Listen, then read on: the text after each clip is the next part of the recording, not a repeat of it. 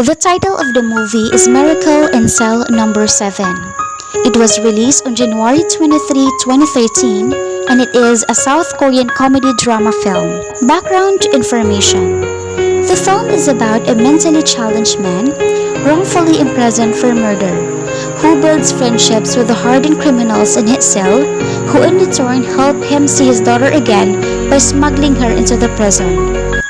The movie is based on a real-life story of a man who was tortured and pleaded guilty under juries to the rape and murder of a 9-year-old girl on September 27, 1972, before being finally exonerated in November 2008. Summary of the story.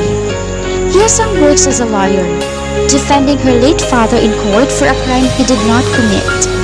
Hyesung spots a balloon stacked in barbed wire as she leaves the jail courts after a successful trial and recalls the events of the past. In 1997, 6-year-old Hyesung and her mentally challenged father Young-gu, who has the mentality of a 6-year-old, gaze into a store display adoring a Sailor Moon backpack. When Young-gu gets paid by tomorrow, he pledges to buy Hyesung the backpack. However, the police commissioner and his daughter purchase it before Young-gu can complete his plan. When Young-gu runs in to take the backpack and claims it belonged to Hyesung because they saw it first, the police commissioner assaults him and he is thrown out of the establishment. Following the incident, they returned home without a bag, slightly beaten but in good spirits. The commissioner's daughter spots Young-gu the next day after work and tries to show him another store that sells the identical backpack. The small girl slips while running on the ice pavement of the market, and a brick lands on her head. Young-gu is arrested for rape and murder after attempting to administer CPR on the child and being falsely identified as a sexual assault by a bystander. Young-gu is sent to prison, where he shares a jail cell with 5 other inmates, all who initially dislike him for his falsely accused crime and mental disability. Prior to the trial, Young-gu was instructed by Room 7 inmates on how to respond to prospective prosecution questions, and he diligently practiced and became competent in answering the questions posed by his roommates. To show Young-gu's innocence, Hyesung, the jail warden, and the inmates of Room 7 all attend his trial. Unfortunately, before the trial, the commissioner calls and beats Young-gu. He was threatened to murder his daughter if he does not confess. To protect Hyesung, Young-gu makes the ultimate sacrifice by claiming that he killed the commissioner's daughter. Young-gu later dies from the execution. Inside the court, 16 years later in the present, Hyesung is now an adult and adopted by the warden. Emotionally states that she will forgive Young-gu for his actions.